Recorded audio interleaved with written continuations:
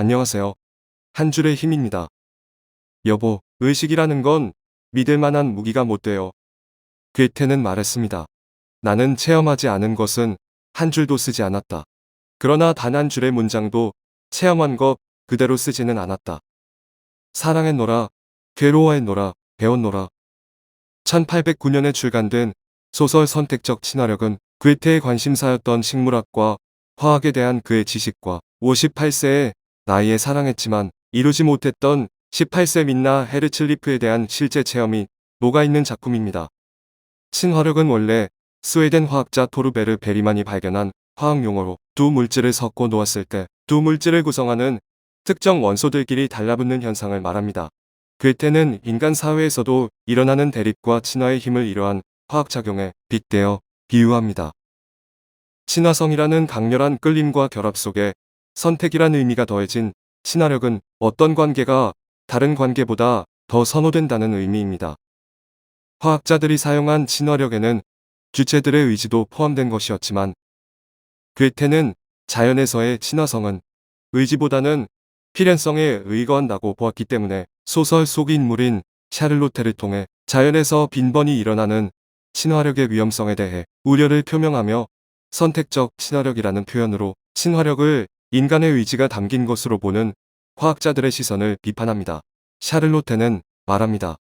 여기서 선택이라는 말은 결코 적절해 보이지 않아요. 오히려 자연의 필연성이라고 보는 게 나을 거예요. 왜냐하면 결국에는 계기의 문제가 중요하니까요. 계기가 상황을 만드는 거라고요. 마치 계기가 도둑을 만들듯이요. 그리고 당신들이 자연의 물질과 관련지어 말씀하는 경우 여기에서 선택이란 오로지 물질들을 하나로 모으는 화학자의 손에 달린 걸로 보일 뿐이에요. 인간을 포함한 자연 세계에 존재하는 친화력을 어떻게 보느냐는 지금도 논쟁적인 이슈입니다. 가령 남녀 간의 끌림을 각이성의 의지로 볼 것인가 아니면 필연성으로 볼 것이냐는 표현과 용어의 차이가 아니라 사실 세계관의 차이를 내포하기 때문입니다. 특히 일부 지역이나 국가에선 점점 쇠락한 제도가 되고 있는 일부 일처제라는 법 제도와 상식과 성윤리는 그럼에도 불구하고 여전히 인류의 주류적인 혼인제도이자 성윤리이며 공적 영역의 상식입니다. 그러나 구체적인 현실, 개인들의 내면적 성윤리를 보면 일부 일처제는 상당히 붕괴되었고 붕괴되고 있습니다. 이 지점에서 이미 결혼한 이성들의 새로운 이성들에 대한 끌림, 친화력을 그들의 의지로 볼 것인지 의지와 무관한 필연성으로 볼 것인지는 단순히 윤리적 태도, 차이나 용어상의 차이, 성향의 차이가 아니라 세계관의 차이로까지 확대됩니다. 그런 면에서 괴테의 이 소설은 저술식이나 시대적 배경이 일부 일처제가 근대적으로 재편되는 초기 과도기임에도 불구하고 21세기의 진통을 겪고 있는 일부 일처제에 대한 예언적 문제 제기이자 문학의 형식을 빌린 철학적 고민입니다. 괴테의 소설 선택적 친화력에서는 꿈꾸던 결혼 생활을 이제 막 시작하게 된 에두아르트와 샤를로테가 등장합니다. 에두아르트는 자신이 좋아하는 친구가 어려움에 처한 사실을 샤를로테에게 이야기하며 친구를 집에 초대하려 합니다. 샤를로테는 말합니다. 어떤 상황에서든 제3자의 개인만큼 주의해야 할 일은 없답니다. 저는 친구들과 자매들, 사랑하는 여인들과 그 남편들의 관계가 우연히 또는 선택에 의해 어떤 사람이 새로 끼어드는 경우에 완전히 달라지고 그들의 처지가 아예 뒤바뀌는 것을 목격했어요.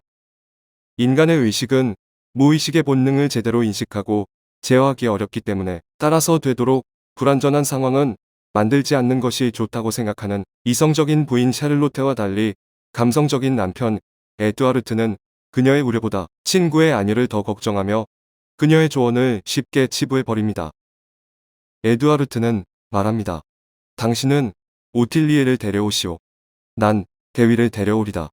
신의 이름을 걸고 한번 실험해 봅시다.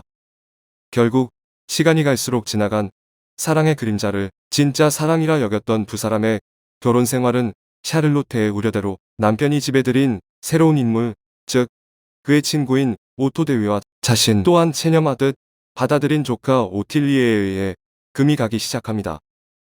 이성적이고 합리적인 여성인 샤를로테는 집 주변의 측량과 조경일을 맡아 계획하고 처리하며 보이는 오토대위의 결단력과 책임감, 체계성에 큰 매력을 느끼게 되고 둘은 서로에게 끌리는 감정을 확인하게 됩니다. 그러나 이성적인 둘은 서로의 감정을 애써 모른 척 회피하며 자신의 명예와 도덕적 가치를 지켜나가게 됩니다. 그들과 달리 감정적인 남편 에드와르트와 부인 샤를로테의 선량하고 헌신적이며 젊고 아름다운 조카 오틸리에는 서로의 이끌림을 부인하지 못한 채 사랑에 속수무책으로 빠져들게 되고 엇갈린 네 남녀의 상황은 쉽게 결론에 도달하지 못합니다. 우리는 현세의 일들을 특히 부부 사이의 결합을 너무도 당연하게 지속적인 것이라 여기지요. 결혼의 경우를 보자면 우리가 반복해서 보곤 하는 희극들이 그러한 망상을 갖게 하는데 이는 세상 돌아가는 형편과는 들어맞지 않습니다. 현실을 반영하지 못하는 결혼 제도의 문제점을 설파하는 백작, 부부관계를 파탄으로 몰고 가는 자, 말이나 심지어 행동으로 윤리, 사회의 근본을 해치는 자는 내가 그냥 두지 않을 거요. 결혼이란 모든 문화의 출발이고 정점이란 말이요. 결혼이 거친 자들을 온화하게 만들어주고 최고의 교양을 가진 자도 자신의 온화함을 보여주기 위해서라면 이보다 더 좋은 기회란 없소. 일단 결혼을 했으면 헤어져서는 안 돼요. 결혼의 신성한 의무와 체면을 중시하는 이윤 미틀러시는 그들을 더욱 혼란스럽게 만들 뿐입니다. 네 명이 각자의 위치와 상황에서 번민에 휩싸이고 있을 때 도덕적 책임과 의무를 다하려는 부인 샤를로테와 작은 우연조차 운명적인 사랑의 징조로 받아들이는 남편 에두아르트 사이에서 결혼이라는 결속은 이미 힘을 잃었다고 볼 수 있습니다. 샤를로테는 자연의 친화력은 인간에게도 필연적인 것이지만 한편으로 인간은 노력하기에 따라 친화력의 필연성을 극복할 수 있는 의지와 이성을 갖추고 있다고 보았습니다. 그러나 그녀는 자신의 의지와는 상관없이 남편의 친구인 오토대위와의 사랑과 친화력에 의해 자신 또한 남편인 에드와르트와 점점 멀어지고 있다는 것을 느끼게 되고 결국 인간이 믿는 의지와 이성이 사실은 매우 빈약한 것임을 깨닫게 됩니다. 샤를로테는 말합니다. 운명이 끈질기게 시도하는 일들은 있기 마련이에요. 이성이나 덕망이라든지 의무나 성스러움 같은 것들이 그 길을 막으려 해도 헛될 뿐이에요. 우리에게는 부당해 보이지만 운명이 옳다고 하는 것들은 일어나기 마련이랍니다. 우리는 원하는 대로 행동하지만 운명은 끝내 자신을 관철하고 말아요. 사실 이 지점에서 괴테의 본소설은 19세기 여러 철학자들, 즉 니체나 쇼펜하우어 등이 만들고 열었던 정신 분석학의 초기 형태를 보여주고 있습니다. 즉 데카르트가 주장했고 이후 유럽의 주류 철학이 된 나는 생각한다. 고로 존재한다는 이성과 의식에 대한 무조건적 확신의 세계관을 부인 샤를로테와 남편 친구 오토데위를 통해 보여줍니다. 반면 남편 에두아르트와 조카 오틸리에의 비이성적 사랑을 통해 과연 의식과 이성이 무의식과 무의성을 통제할 수 있는가? 오히려 무의식과 무의성이 이성과 의식을 통제하는 것이 아닐까? 라는 정신분석학의 새로운 영토를 보여주게 됩니다. 게다가 부인 샤를로테조차 자신의 데카르트적 이성과 달리 오토데위에 대한 옥죄된 사랑, 즉 무의식에 존재하는 사랑이 남편 에두아르트와의 실질적인 관계를 파탄나게 했음을 인정합니다. 여기서 이성으로 지킨 일부 일처제 결혼이라는 제도는 빈 껍데기가 됩니다.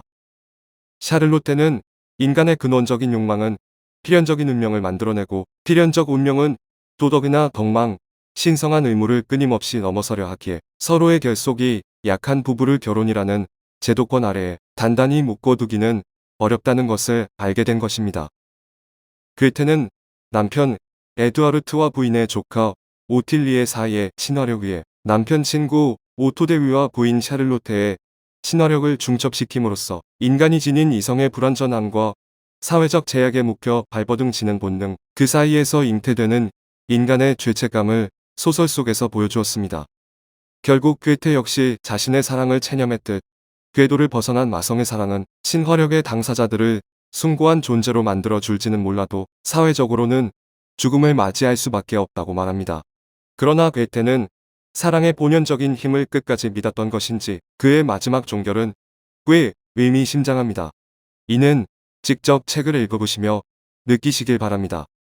괴테는 인간을 자연으로부터 차별화시켜주는 것이 이성이라 믿기 시작하는 근대 초기의 사실은 인간의 이성이 얼마나 나약하고 무기력한지를 통찰하였으며, 그럼에도 인간만이 가진 인간일 수밖에 없는 이유를 이 작품을 통해 전해줍니다. 괴테는 선택적 친화력을 통해 인간이 이성 하나만으로 혹은 순수한 감정 하나만으로 이해할 수 없는 다층적이고 복수적인 존재임을 일깨워줍니다.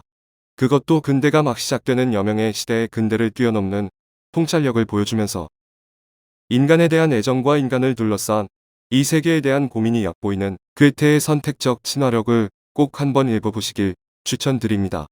시청해주셔서 감사합니다. 한 줄의 힘이었습니다.